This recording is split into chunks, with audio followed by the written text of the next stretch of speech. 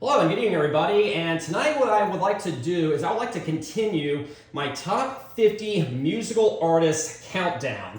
And this is going to be my third entry in this series. And tonight I'm going to be tackling spots 30 through 21.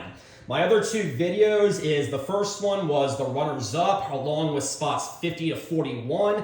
And the second video was spots 40 to 31. So now that brings me to 30 to 21. Before I go any further, this is not the first time I've said this, but I just want to remind you, this list is completely 100% my subjective opinion. This is in no ways any kind of definitive ranking. I am not trying to say it is. I fully acknowledge there may be some artists that are very talented that are ranked lower than other artists that may be less talented and less influential. It all just comes down to who I would rather listen to and who I am the most passionate about. So that's really what it's all about. If you want to express your opinion, I very much welcome that. If you want to tell me why you think someone should be higher than someone else, please do. I really encourage that. I think it's very healthy. Just please be respectful and no profanity or politics. There is a subscriber of mine who all the time posts his personal rankings, and I really welcome that discussion. So thank you very much for that. But before we get started, I want to recap as to where we left off. So I'm going to go ahead and tell you or remind you who spots 50 through 31 are. Now, paper is about the best I can do, so I'm going to zoom in a little bit here. Anyways, 50th place is Sabotage. 49th place is Angel Witch. 48th place is Bon Jovi. 47th place is Foreigner. 46th place is Triumph. 45th place is Lucifer's Friend. 44th place is Manowar. 43rd place is Raven. 42nd place is Poison. 41st place is The Who. 40th place is Sammy Hagar. 39th place is Ted Nugent. 38th place is Journey. 37th place is the Rolling Stones. 36th place is the Vinnie Vincent Invasion. 35th place is Motorhead. 34th place is Yes. 33rd place is Diamond Head. 32nd place is UFO. And then 31st place is Megadeth. So that brings me again to spot number 30. And I have talked about these guys several times on Album Rant, actually. And by the way, by the time I've gotten to this point in my list, these are artists that I would love to see in concert. These are artists that if they're coming anywhere close to where I live, I am pretty much getting a ticket. But unfortunately, this next artist, they have been disbanded for well over a decade now.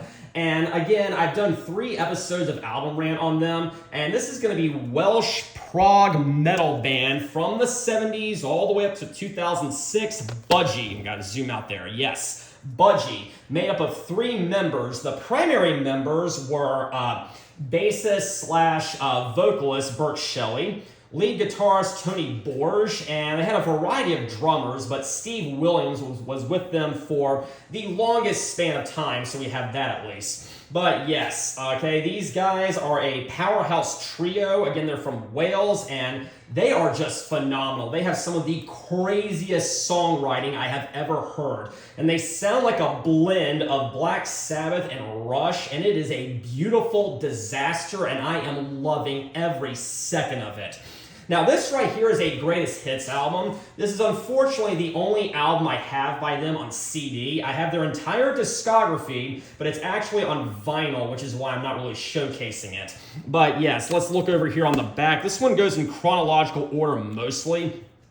They started out with their debut album, and man, that was totally such a beast. It was so amazing. And these guys really did miss the new wave of British heavy metal. They came out earlier than that. They came out like a decade earlier, but they definitely should have been in there if they came out maybe in the early 80s. We have Homicidal, Suicidal, Nude, Disintegrating Parachute Woman. Yes, they have some very, very long titles, but despite all that, they are, like I said, these titles are just completely absurd, but I really love them. Whiskey River is good. Hot as a Docker's Armpit.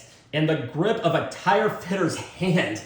Yes, they are just so incredibly insane and just the titles are just bizarre. But yes, like I said, the guitar is so heavy. The bass accompanies it so well. The bass is not overshadowing the guitar, but it's still very audible. It's not there in the background as with so many other artists, and it's just so amazing.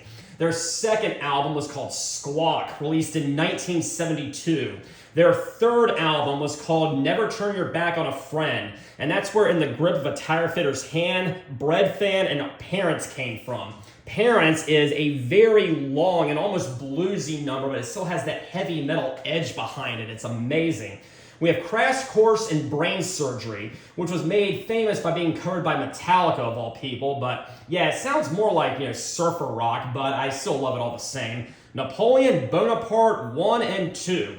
See what you did there. That was off the Bandolier album, which I did review once. We have Who Do You Want for Your Love and Breaking All the House Rules. I'm going to skip Beautiful Lies, actually. That actually came out in the mid-'80s when the band was pretty much, taking a break. And it was a track they recorded for a potential upcoming album that never really materialized. So they threw it on here, and it's just pop rock, so I usually skip that one.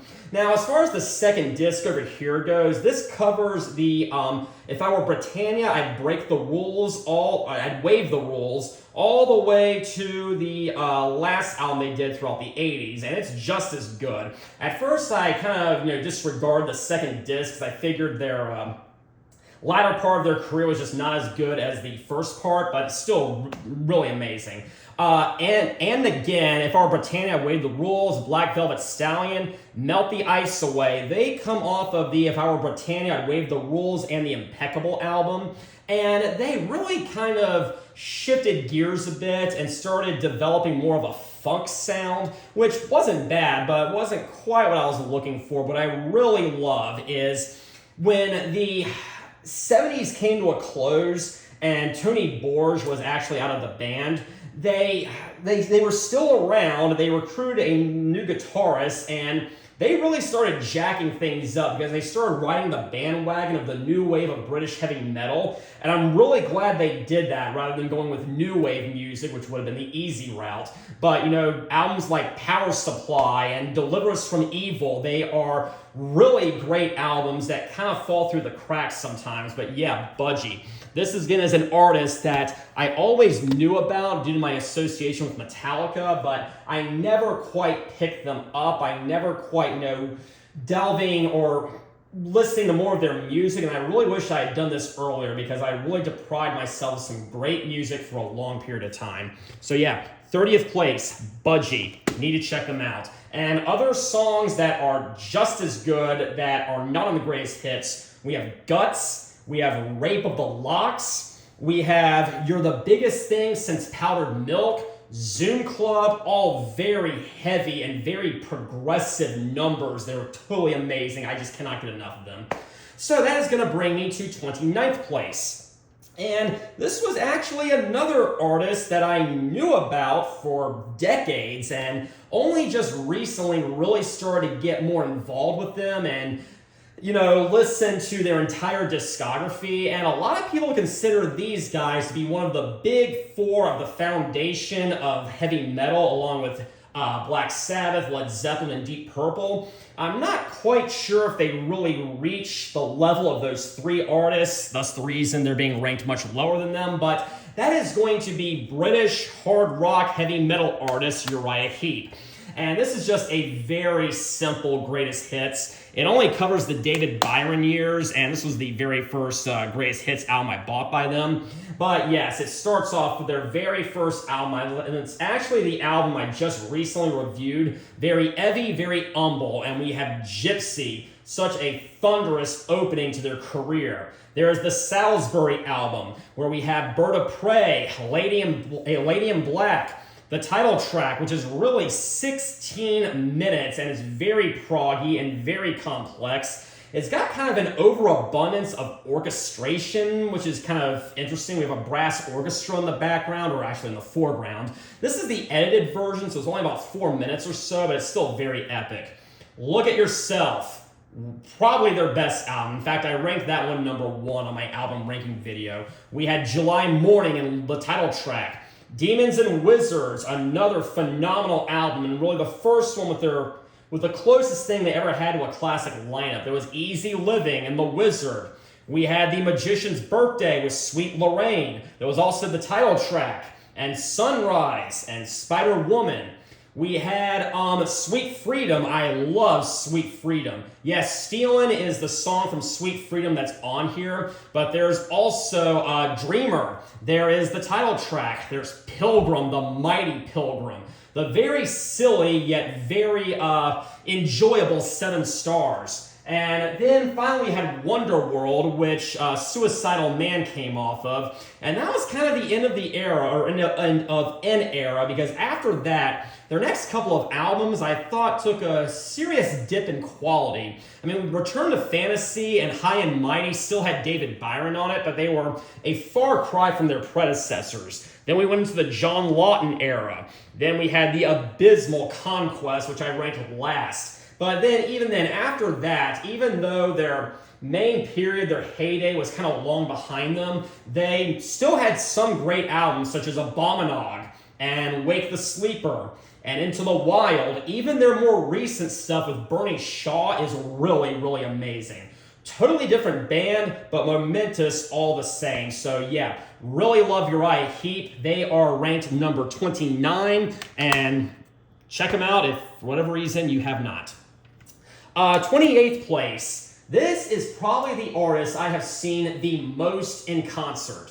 You're probably asking why then aren't they number 1? And the answer is quite simple. Because I've seen them many times, because they come by where I am all the time. Tickets are cheap, and as far as I've been listing them, they have never really stopped touring.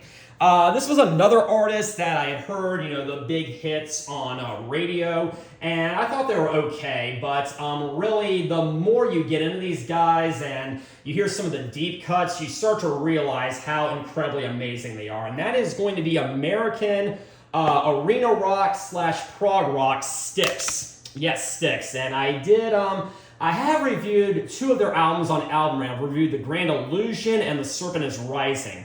This right here, again, is a run-of-the-mill greatest hits album, and, it's got, like I said, it's got the big stuff on there. I mean, we have Lady, which is actually a re-recording because the record company that released this greatest hits did not have rights to Lady, so they re-recorded it. It was their earliest hits. It's a piano ballad, but it's really amazing, okay?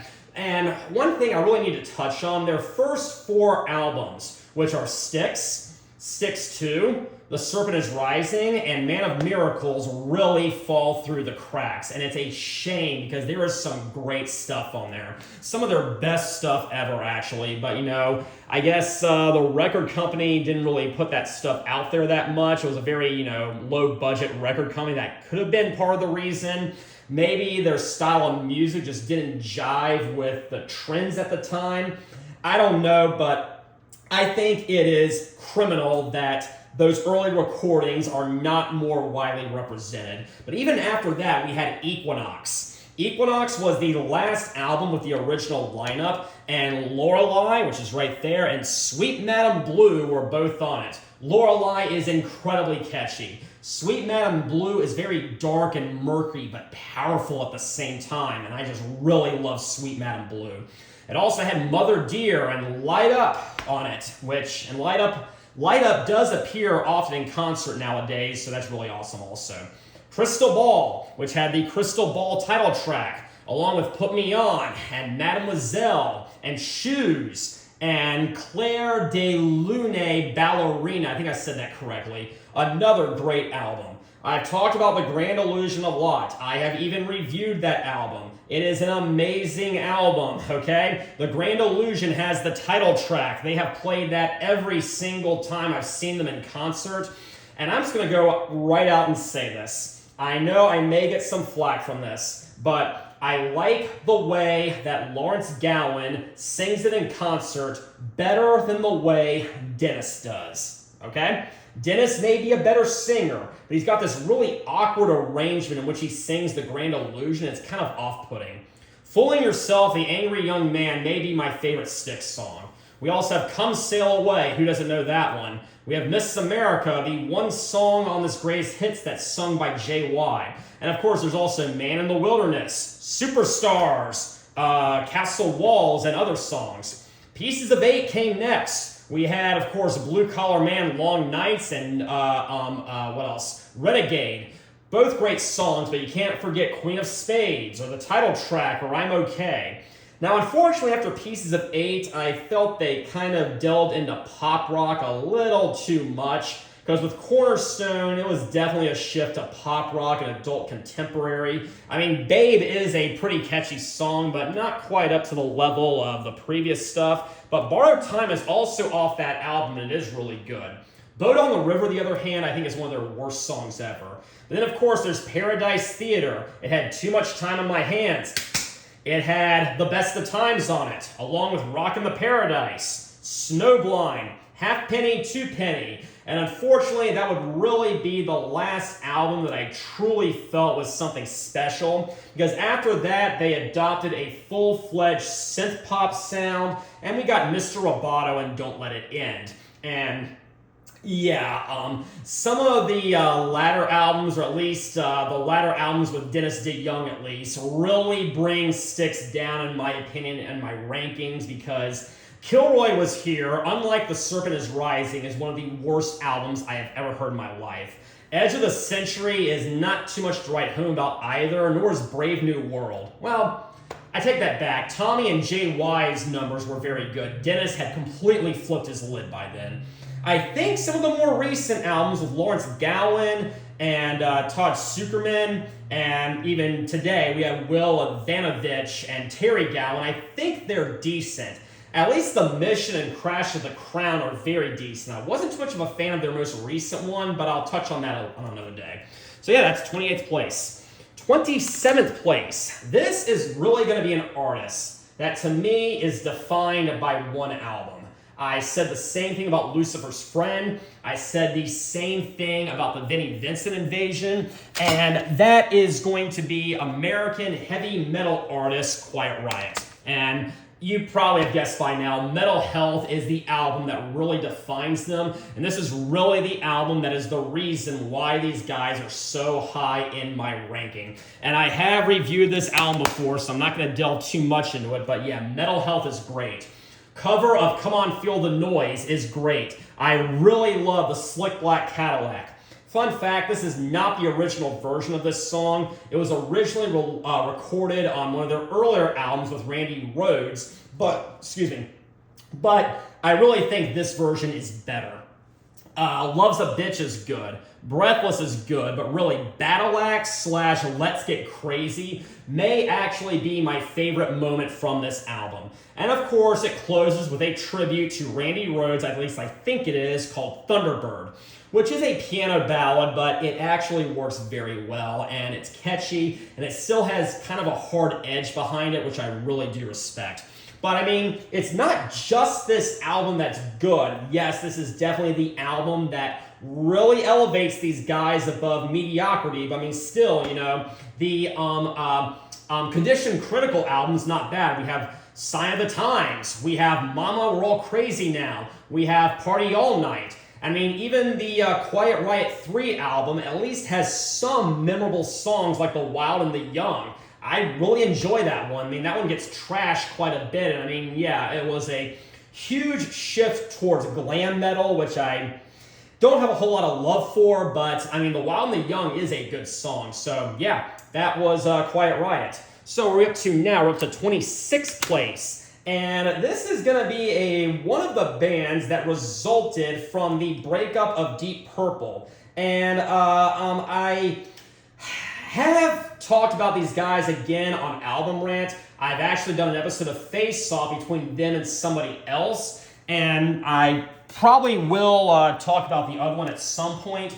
But this is going to be Ritchie Blackmore's Rainbow. Yes, Rainbow right here. And I've chosen to highlight these two albums because I think these are the two best albums. Rainbow Rising I have done an album rant review of Rainbow Rising, and it is incredible. One of my all-time favorite albums. One of the very few albums that I think is completely amazing from beginning to end. I mean, there's, what we got? We have Tarot Woman, great opener. Run with the Wolf, Starstruck, about a fan who was apparently starstruck. Makes sense. We have Do You Close Your Eyes, which I think is a cover. But then, of course, the second half is really where the album takes off. We have Stargazer, the 8+ minute epic about, I think it's about a wizard who has this idea if he builds a tower, he's going to be able to fly off of it. But he doesn't. He comes crashing, and time's standing still when there's blood on the sand. Whew, man, that's completely crazy, but I love it. A Light in the Black continues the story and closes the album very well. Long Live Rock and Roll is just as epic. I mean, the title track is a pretty run-of-the-mill rocker, but Lady of the Lake is very magical and mystical. Love LA Connection. Gates of Babylon may actually be my favorite Rainbow song. It's got a very medieval theme to it. It pulls it off so well. Kill the King is one of their more famous songs. The Shed, Subtle, Sensitive to Light, both very strong. I think we could have had a better closer because we have another medieval ballad with Rainbow Eyes and Catch the Rainbow from the first album being the first one, but still, very great album. Now, having said all that, Rainbow went through a variety of lead singers. Ronnie James Dio was the initial singer, and he was the singer on these two albums, along with the band's debut album, released in 1975. However, they also had an album with Graham Bonnet, which was still really solid. They had 3 albums with Joe Lynn Turner, and some of them, it was kind of a variety. I thought some of the stuff he did was catchy. Okay? I did like it. Some of the stuff, maybe not so much, but they really, by that point, seemed to be trying to be more of a band like Foreigner, and that may be why Rainbow doesn't rate as high as they could have, because they were not consistently awesome. They were just awesome some of the time, but still, some of the time did rank them 26, and so that's Rainbow. So we now come to 25th place, and guys, do not jump down my throat for this one, okay? Some of you may think that these guys are the greatest thing ever, and I understand that, I really do. They have been very, very influential. They have been very much ingrained into our pop culture, and there was even a documentary about them that came out a few years ago, which was Academy Award winning. Again, this is just my subjective opinion, but this is British hard rock artist Queen. Yes, that Queen. And yeah, I'm highlighting our greatest hits here, but I'm telling you guys, the deep cuts from Queen are far better than what's on here. I mean, there is nothing from the first album on this greatest hits, and that is a shame because that first album rocked. You know, Keep Yourself Alive, Doing All Right, Great King Rat. What else? Liar, Modern Time Rock and Roll, great songs. The second album, which was even better, there is only one song on here from that, 7 Seas of Rye. But I mean, there's also Father to Son, Loser in the End, Someday, One Day, Ogre Battle, March of the Black Queen, which is phenomenal. Sheer Heart Attack was also good. I mean, guys, all we have on here is Now I'm Here and Killer Queen. I have never thought Killer Queen was that great of a song, but man, Brighton Rock, Stone Cold Crazy, some of the greatest Queen songs ever. Then there's A Night at the Opera. We have Bohemian Rhapsody and You're My Best Friend on here. You need to hear Death on Two Legs, The Prophet's Song, Sweet Lady, even 39, which is folk rock. It's so catchy and so memorable. A Day at the Races. They did not put the best Queen song ever, Tie Your Mother Down, on here. At least according to my song tournament, it was Tie Your Mother Down, but it's not even on here. Somebody to Love is very far from my favorite song from that album. News of the World, it always gets remembered for We Will Rock You and We Are the Champions. But what about Sheer Heart Attack? And It's Late, and All Dead, and Get Down, Make Love. Great songs. And really, guys, Jazz was the last truly great Queen album I thought they did. I mean, yes, we have Don't Stop Me Now and Bicycle Race and Fat Bottom Girls, but let's not forget Let Me Entertain You or Dead on Time or Mustafa. They never got a proper recognition. Okay? After that, I thought they had varying success. I did like Under Pressure. I did like Hammer to Fall. I did like some of the songs off of A Kind of Magic. I thought the Flash Gordon soundtrack was okay. At least The Hero was a great song. Innuendo was a pretty decent album, but yeah, definitely hear their deep cuts. You're missing out a whole lot if this is the only greatest hits album you own by them. So that was 25th place. 24th place it was really a close call, but I am going with this next artist. They are also British. They were also very influential throughout the 70s. But unlike Queen, they were more of a space/psychedelic rock artist. And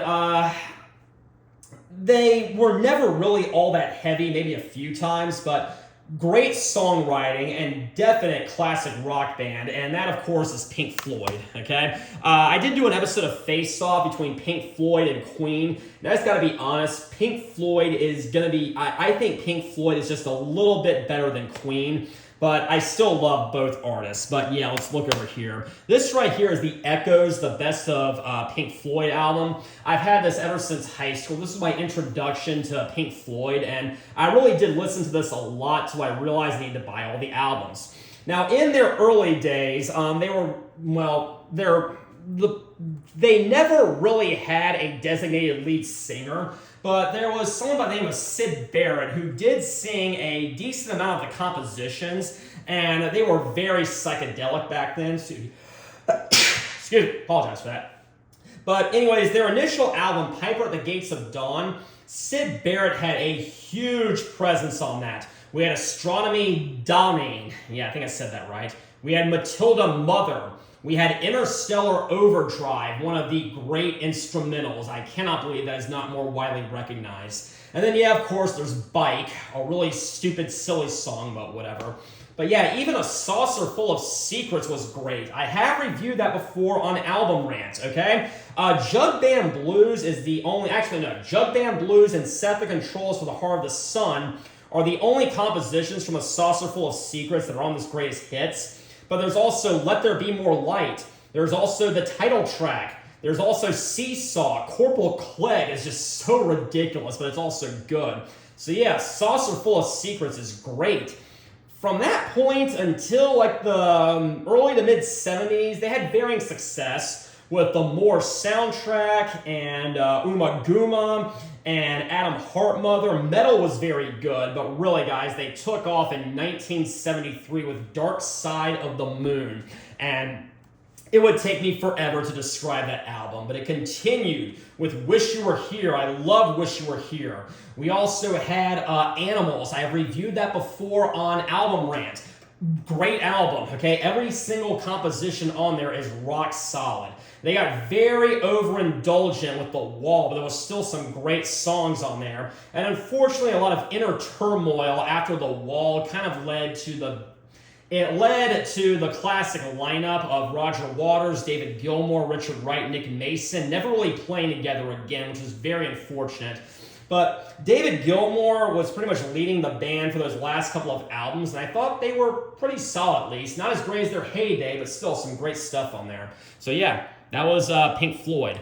We're up to now 23rd place. I am still going to go with a British hard rock artist, and believe it or not, these guys were part of the new wave of British heavy metal. Yes, I just said that. They did not really stay with the genre of the new wave of British heavy metal, but there was a time when they were a part of that, and you've probably guessed by now, Def Leppard. And yeah, I got the Rock of Ages Greatest Hits album, but I own all the albums. I did do an album ranking on Def Leppard, so you kind of know how I feel about them. But yeah, their first album, On Through the Night, only got 2 songs on this Greatest Hits, which is a shame. We only have Rock Brigade and Wasted. Great songs, but there is so much more off On Through the Night that is just as great. such as Hello America, Sorrow's a Woman, When the Walls Came Tumbling Down, Get Your Rocks Off, or just Rocks Off, Answer the Master, and the Mighty Overture. High and Dry was their second album, and ever since that first one, they were making slow but steady strides towards glam rock. They're still very much heavy metal and High and Dry, but they definitely made a stride towards glam rock. But there was, Let It Go, another Hit and Run, the title track, Bringing On the Heartbreak, their very first ballad. But yeah, they had an instrumental called Switch 625, which I actually ranked their greatest song ever in that episode of Song Tournament I did. The second half of it was not quite as good, but No, No, No and Mirror, Mirror were good. But then, of course, we know Pyromania came, and it was kind of a half metal, half pop rock album, I guess you could say that. Kind of a mesh of the two genres, but it was still really good. It was rock till you drop, Photograph, Stage Fright, Too Late for Love, Full In, Die Hard, The Hunter. A very underrated composition. It was also Action Not Words, Coming Under Fire, and of course Billy's Got a Gun, Rock of Ages, how did I forget that one? And unfortunately after that they became a full-fledged glam rock band. I thought Hysteria had some catchy songwriting. That was about the only positive thing I could say about it. I did not care for Adrenalize. I thought Slang was an honest attempt to do something different and kind of go back to hard rock, but it didn't really work. But then Euphoria was a pop rock overload, as was X. I thought Songs from the Sparkle Lounge, that album gets a lot of hate, and I don't understand why. Yeah, it's not a great album. It's still a glam album, but it's catchy at least. It's definitely better than some of their other albums, I'll say that. And yeah, their more recent stuff has also been more hit and miss, but early 80s, Def Leppard was awesome. So that is why they have ranked 23rd. Okay, 22nd place. We are going to come to what may be considered by many to be the American Black Sabbath. I'm not sure if I fully agree with that, but some people call these guys the American Black Sabbath. And that is Blue Oyster Cult. And I highlighted 3 of their albums, so I have a greatest hits, but I don't think it really encompassed how great these guys are. Their first couple of albums were so amazing. Now, before I picked these guys up, before I really started getting into them, I only knew of Don't Fear the Reaper and Burning for You. And I gotta be honest, I don't think Dharma or Buck Dharma Roser, I think that's his name, I don't think he's that great of a singer. I'm just gonna say that. If you love him, great. I'm really happy. I don't think he's that great of a singer. Yes, he has written some great music. Yes, he's been on some great songs, but Eric Bloom is a much, much better singer, at least in my opinion. But yeah, Tyranny Mutation. Ooh, I love this album. I have reviewed it before. We had The Red and the Black, OD'd on Live Itself, Hot Rails to Hell, and 7 Screaming Dizbusters. Love the first side of this album. Second side is still really great, just not quite as good. But Baby Ice Dog, Wings Wetted Down, Teen Archer, and Mistress of the Salmon Salt. Quicklime Girl, I think I did the best I could. Yeah, Secret Treaties is also amazing. We had Career of Evil, love it. Subhuman, love it. Dominance and Submission, ME262. KG Cretans is probably the weakest song on there, but I love Harvester of Eyes and Flaming Telepaths. But really, guys, Astronomy. That was the song that Metallica did a cover of, and it's great, okay? I am hoping to see Blue Oyster Cult for the first time in a month or so, and I'm hoping they play Astronomy. But yeah, it's just such a pounding, thunderous anthem. I really hope they play it. Love Astronomy. I thought Agents of Fortune. By this time, they kind of were starting to diversify into other genres, which is not a bad thing, but I really wish they had stuck more to the heavy metal side of them. But I mean, This Ain't the Summer of Love was really good. ETI, Extraterrestrial Intelligence, is great. Tattoo Vampire is also good. But yeah, they really are starting to delve into other styles, which again isn't bad, but it still is kind of hit and miss. I thought Spectres was okay. I did not like Mirrors, but they came back with Cultosaurus erectus. And what was the next one?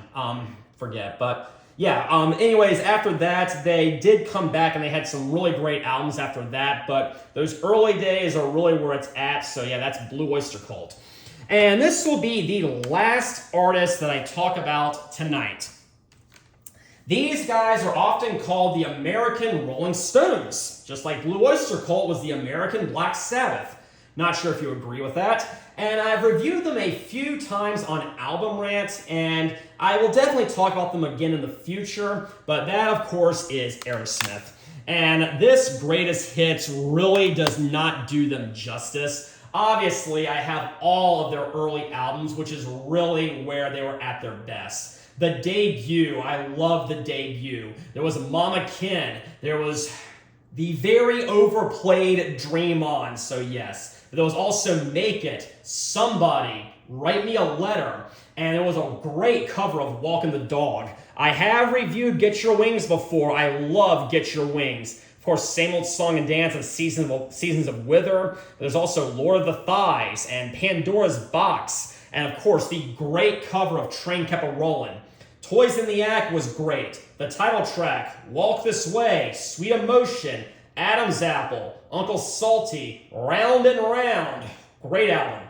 Rocks. I have also reviewed that one before. Of course, there's Back in the Saddle. There's also Last Child, Combination, Sick as a Dog, Rats in the Cellar, and Nobody's Fault, which may very well be their heaviest song ever. Very close to heavy metal, and even Metallica has said that they were influenced by it, which is really amazing. Unfortunately, after that, they really got into the drug usage. Draw the Line, while still good, was a significant step down. So was Night in the Ruts, and Rockin' a Hard Place was really kind of their low point, at least at that point. Trust me, they would sink lower later. But they came back kind of with Done with Mirrors, which was a pretty solid album, at least in my opinion. You know, it wasn't fully a glam album. It was still very hard rock, and I did enjoy it.